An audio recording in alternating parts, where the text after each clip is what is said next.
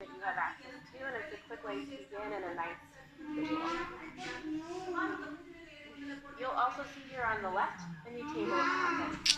We can pop that back with this menu. We can also decide whether or not we want to pin it, and it'll just slide out when we need it and give us a little more screen real estate when we don't. So we'll start there. Another nice feature of this is pinned icons. You decide which items here you need to get into the most and pin them to the sidebar. We'll grab our new applications, simulation management, and system architecture. You can always remove the ones you don't use a lot. Now, what these do, we can go ahead and open up a new level of the menu. This is called the Quick Access panel, and you can jump right to saved searches or saved items. If you know the part number, you can open it quickly from here, and it launches in the main view.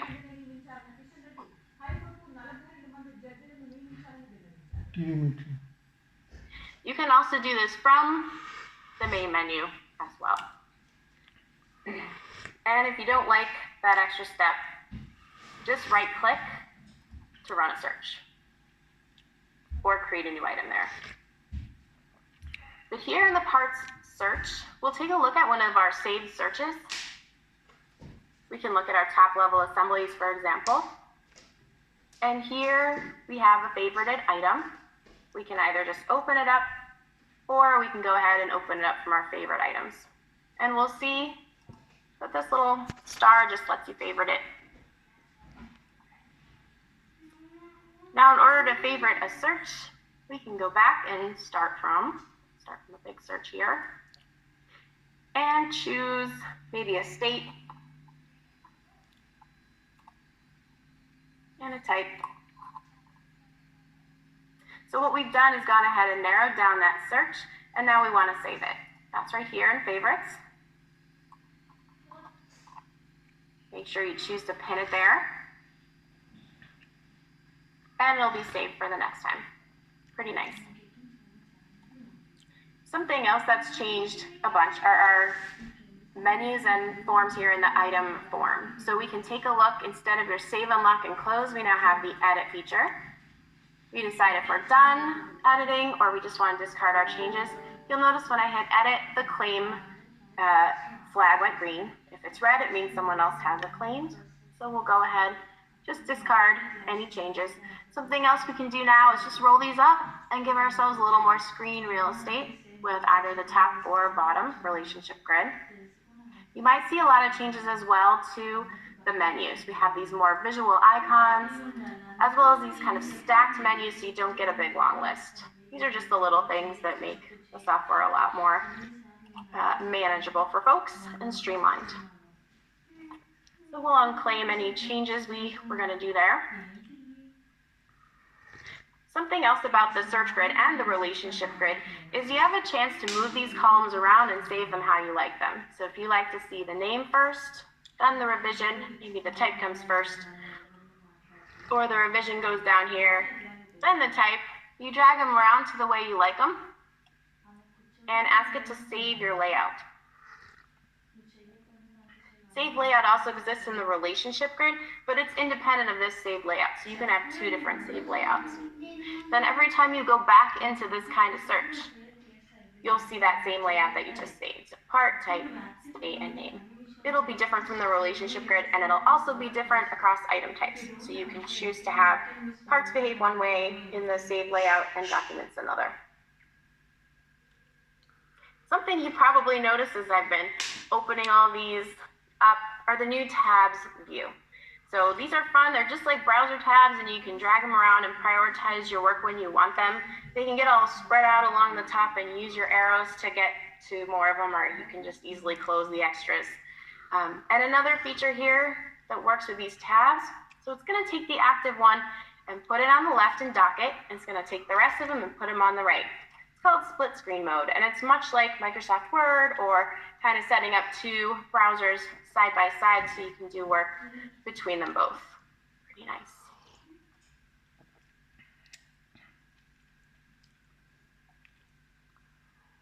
You can choose to dock and undock these tabs. moving them from left to right, and you can choose to close a bunch at once. We'll get out of split screen mode and go back into one of our CAD parts.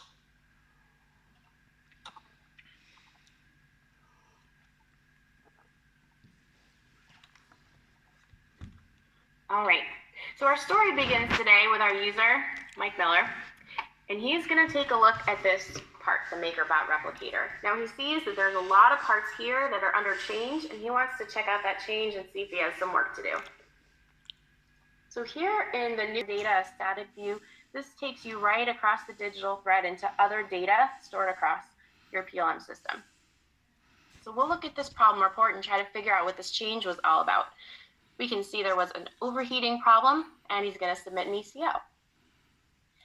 Using where used, I can continue throughout the thread and find out what happened to this problem report next. So here we see it was attached to a corrective action plan, and that corrective action plan has another quality event against it, has a root cause analysis that tells me the fan was overheating, and has a corrective action to order a new fan. Now the preventive action is what takes us to the ECO. So it's letting us know that it asked engineering for a change, and that's the change that Mike Miller is going to go and investigate today.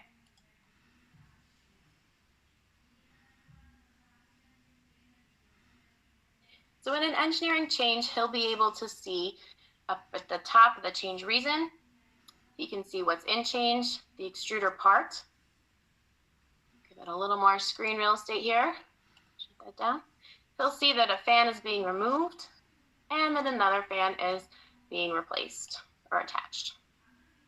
He also can see in the sign-offs that he has a job to do, which is to go ahead and vote on this change, but he's not sure if he wants to do it yet. In fact, he's going to go back into the extruder design and make sure there isn't something else that could be causing the problem. So he's going to back out and check on his requirements document.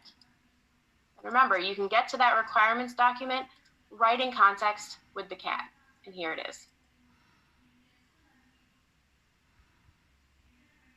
So requirements engineering is a new application that was introduced late in version 11 SP15, and had a lot of enhancements made here to connect it in with system architecture and even with simulation.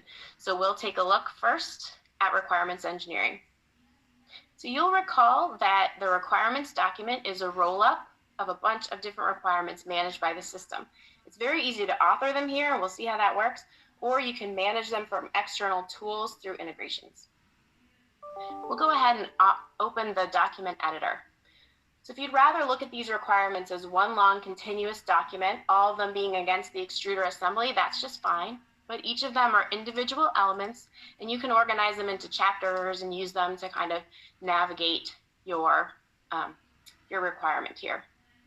So we're going to look at the requirement for the temperature, number 5. And we'll show you how this edit works. There's a little typo that Mike sees. So he's going to go ahead and grab edit, fix that up. And when we make this change in one requirements document, it propagates to the others to make sure you're managing them in a consistent fashion.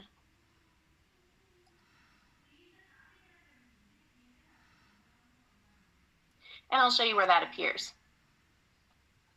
So back here on the form, he can get right down into that requirement, 034 for the extrusion temperature. And take a look, and we'll just see that the change did indeed propagate to this requirement.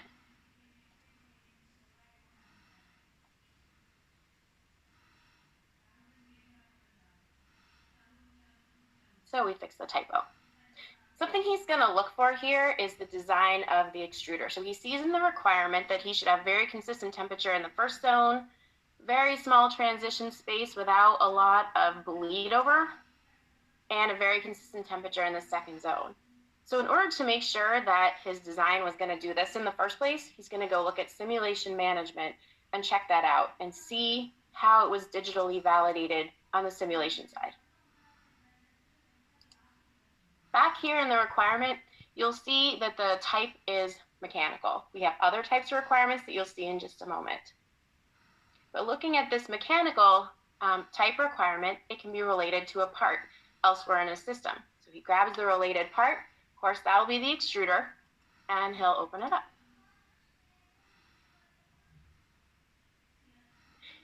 Now, the simulation management application can be associated with parts, so it knows what kind of part that simulation study was supposed to be run against. That's found in where used, along with all the other stuff that happened to the extruder. You can see the change that happens that we looked at. You can see the problem report that we looked at, even the nonconformance associated with that corrective action. And here's the simulation study.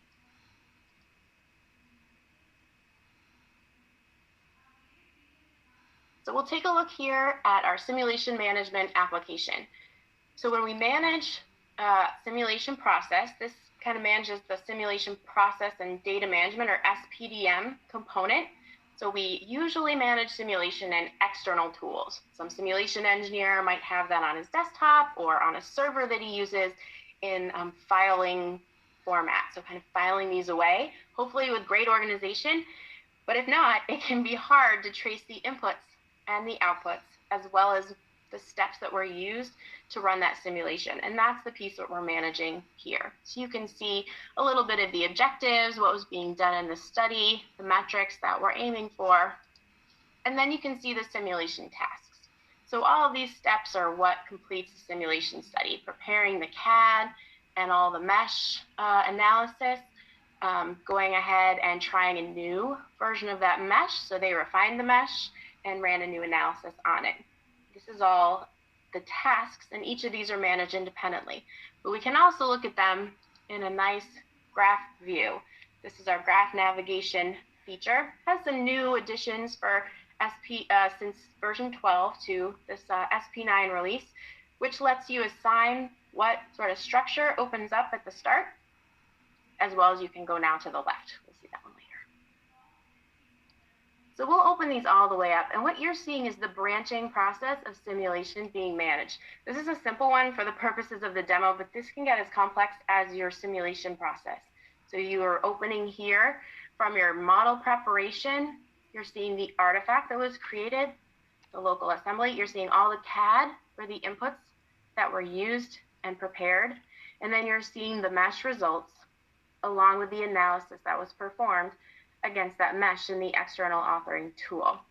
And here, like I said, they had one version and they tried it and they decided it should have some refinement to get all the way through to the final version of the mesh. And that's the one that Mike Miller will go check out to make sure it meets his requirements.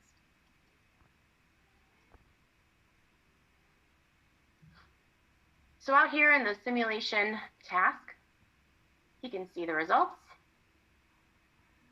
These were produced by an external tool in ANSYS. And you can see that indeed he does have that minimal transition space. He has one consistent temperature and another consistent temperature. So it has the results that he wanted. And with visibility into this, you know, Mike Miller doesn't have to call on the phone his simulation engineer. That guy doesn't have to dig through his files and figure out which version of the extruder was used in this analysis and then send them to Mike and then maybe give him a little rundown of what he's seeing. It's all right there for him. Here on the form, you can see the design representations. So this is all the CAD that was attached to this analysis and run in the external tool. And this way, if Mike decided he wanted to try another simulation with a different operating temperature, external temperature, or different kind of fan, he could run that all here because he has everything he needs. He doesn't have to really go outside of the process or call someone else on the phone. He has kind of those instructions all laid out, and he can initiate that simulation by pointing the engineer to this artifact in Aras Innovator. So let's back out of simulation. He's got one more thing to check. He wants to check on the system model and how was the controller designed to control the heat in that extruder in the first place. He is thorough. So he's going to go all the way back out to the requirement and take a look and see what else he might have. So there's a PID type controller that was designed at the system level to manage the heat from the controller to the extruder to the sensor in the outside environment and create a loop so that the extruder is always at that common temperature. You can see that represented in the requirement, see what should be happening, and that he doesn't want a big variation in that. So he's going to go back out. Now for this requirement, you'll see that it's a functional requirement. That has the satisfied by relationship, and it can be satisfied by a functional element of the system. So we're getting right now into system architecture. But before we get into that application, I want you to see the connection points here. So we're looking at a requirement that's linked to a system element, and the system element is in fact linked to yet another type of simulation, a system level simulation. So let's go out there.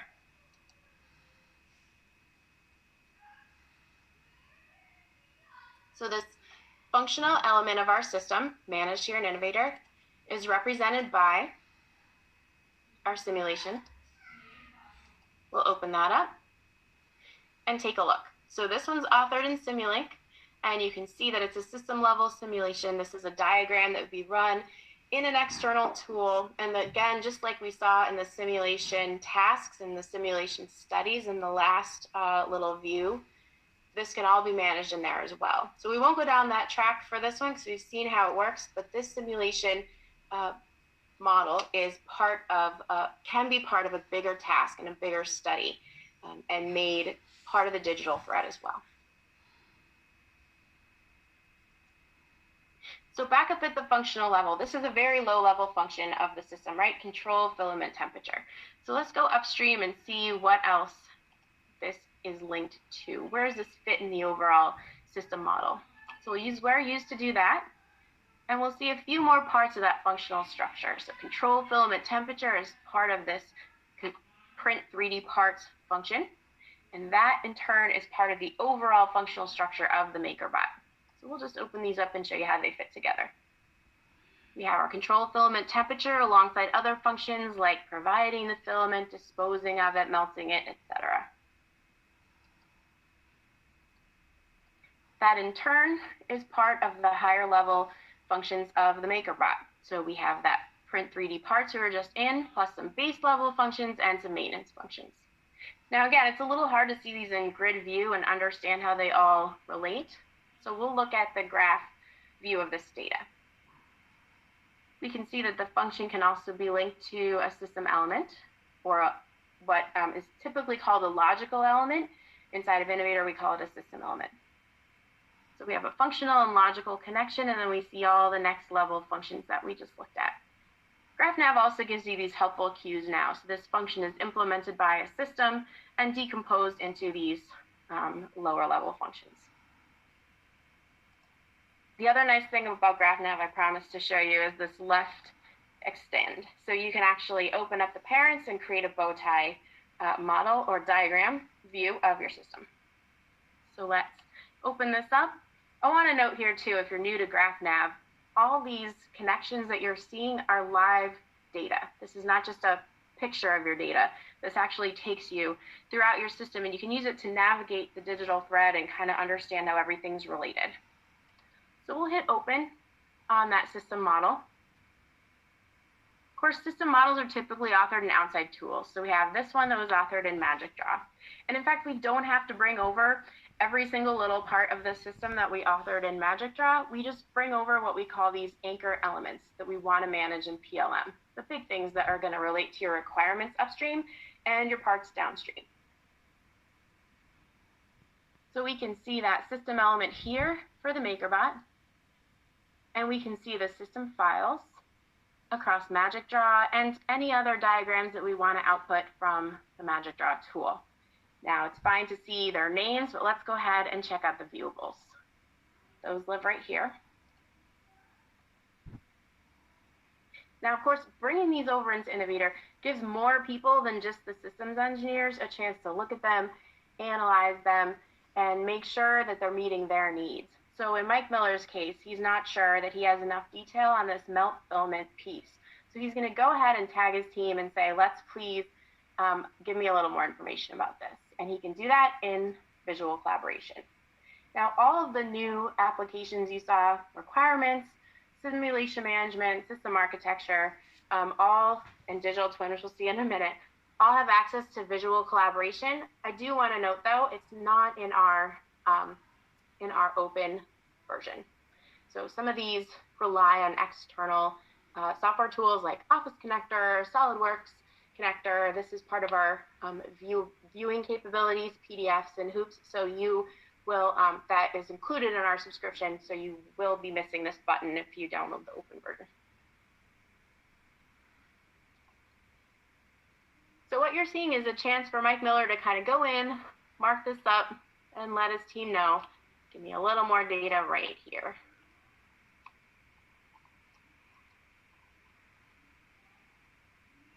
Okay, our discussion capabilities also let him tag his team. We'll tag Jane and let her know.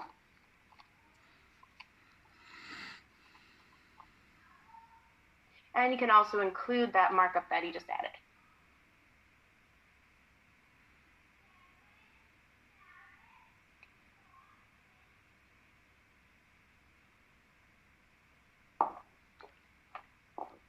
Great, that's stored there, and Jane gets it as part of her My Discussions. It kind of tags her and lets her know. And you can even set those as updates in Outlook, kind of updating you that there's a note there waiting for you and you have some work to do. Okay. Something else I'd like to show you from the system model here is the graph view of the entire system. So let's back up a little and check out what this will be. So the system model overall for the MakerBot can contain that functional structure we just saw. Okay, so you can tell there's our print 3D parts, and there's our function 44, controlling the filament temperature. It can also include the entire system structure, these system elements that are the logical elements of the system. So what needs to go into it? Well, we know a replicator has to have an extruder, a user experience, sensors, controllers, etc. Down at the extruder level, we can link right to the parts. So this is that P part of the RFLP. We saw requirements linked to functions. We see here functions linked to logical elements, and all the way at the right, we see those logical elements and functions linked to their parts. We can even link to more than one part. We'll see effectivity in a minute to understand why we've linked to two nozzles and how that applies in a bill of materials, but this is going to help with variability. Variability can start at the level of the system model, which is really powerful. So this is where you can view all these relationships. How do you make them? We'll go and just open up this system element on the extruder and show you. So here we can link to more system elements, that nozzle that we saw. And we have the implemented by relationship on the system element, which is the extruder part. And finally, if we had a simulation here, we would have the represented by as well. Physical interaction model, that's where that control flow model lived on the function. So we have a lot of possibilities here for linking information across the systems model based on these logical elements. And we'll go back up to the system model here and take a look at this extruder part. Mike wants to understand what gives with these two nozzles. We're going to open this up and see.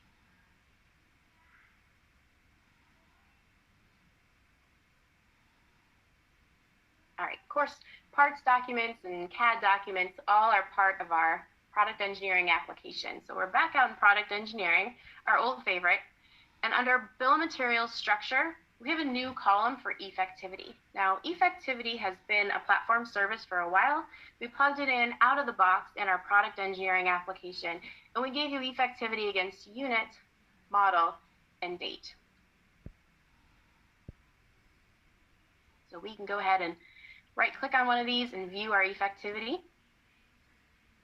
And all this means is that 0.3 millimeter nozzle applies to the first version of the replicator, and 0.4 version of the model applies to the second version of the replicator. And you can also see that there's a mount for each different type of nozzle as well. It's very easy to edit effectivity as well. So we'll hit edit, choose one of these, right click, and choose the edit function.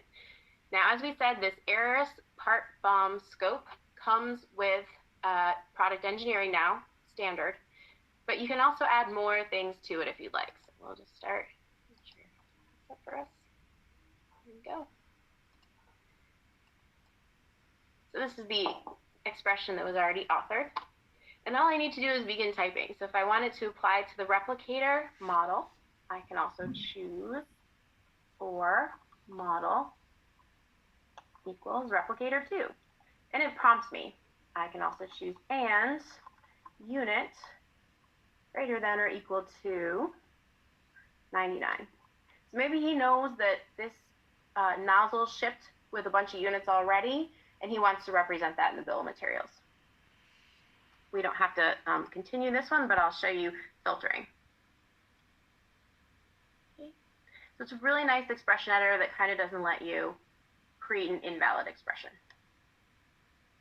And while we offer part bomb scope off the shelf or standard with Innovator, your admin can add different things. So we have model, unit, and date out of the box. But if you'd like to add plant, for example, manufacturing plant, so where this was manufactured matters what I put in the box with the extruder. You would be able to add that on the admin side. Also, if you don't want part bomb scope, you want part document scope, you can add that as well on the admin side. But let's see how the filtering works on effectivity. So remember, what I see when I see effectivity is 150% bill of materials. What I'm seeing is too many things. I don't need both nozzles in the box. I just need nozzle 3 with replicator and nozzle 0.4 with replicator 2. So I'm going to go ahead and show that. I'm going to go ahead and filter this. Okay, so here we have our unit, our date, and our model. Since we only have model applied, we'll pick the replicator. And now it's going to filter this bill of materials down to only what's on the replicator model. Cool. And I'll go back, and I'll ask it to filter me by model 2 of the replicator. And it'll do that quickly. So you can use these together. As you saw when I was typing that effectivity expression, I can add different units of that replicator. I can add different dates when it went out the door, and even my own custom conditions for effectivity, like which plant it was produced at. Let's just turn this off. Clear, everybody? All right. So Mike's last step, he's not sure he's going to sign off on the ECO, but he does want to try out that new fan in the field. So remember, we're in the extruder part. He's got a digital twin pilot program going. So he's got a few digital twins in the field. He's going to walk out the door and install his new fan on one of those twins. And he wants to represent that change right here. So in our extruder, you'll notice we're in B preliminary, which means he's still working on this design. He's going to go backwards in time to the A released state. So he goes into his versions and he grabs A.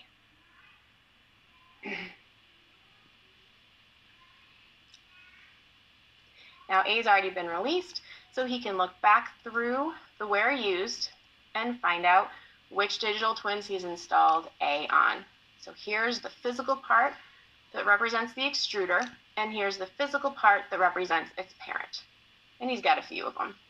He'll pick this one. That's the one he'll install this fan on and take a look at it, see how it does in the long run. So what you're seeing now in this physical part is the serial number, the name of this unit in the field that's active, and you can see all the things that are installed on it. So these are the physical parts installed on it. There's a serial number, and it relates back to that engineering part number. So you see the MP0101, you also see the extruder 2954, but each of them is a different serial number depending on which of those twins you're inside of. So you're managing many side-by-side twins, but they can all have different configurations on them. For example, this one he wants to go out and switch out the fan. He's going to go find that fan. So he'll look down through the bomb structure.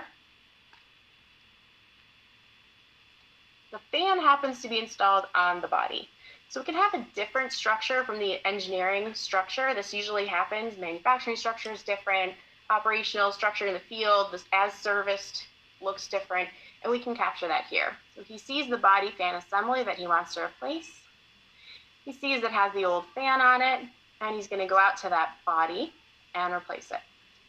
So now we're drilling down into the digital twin of the body assembly, really, and we're going to switch out the fan at that level. So you can see working across, he has the name of that part, he has the started on date, and he's now going to assign an end on date. He's going to go out there, switch it off his MakerBot, and switch on the new fan. He's got to hit edit, And we'll grab a new date on this interface. We'll switch it out for today.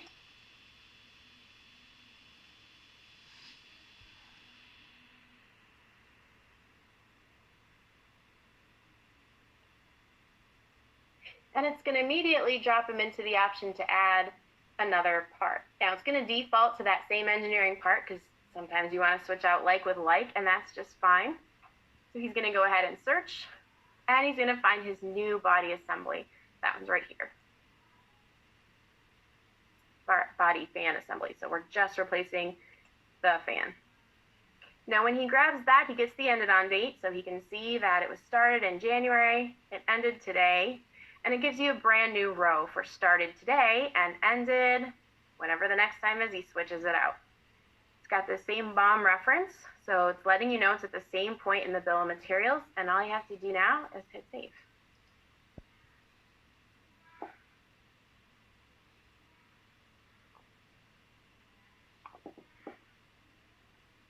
Now when we do hit save, you notice you can see two at a time here.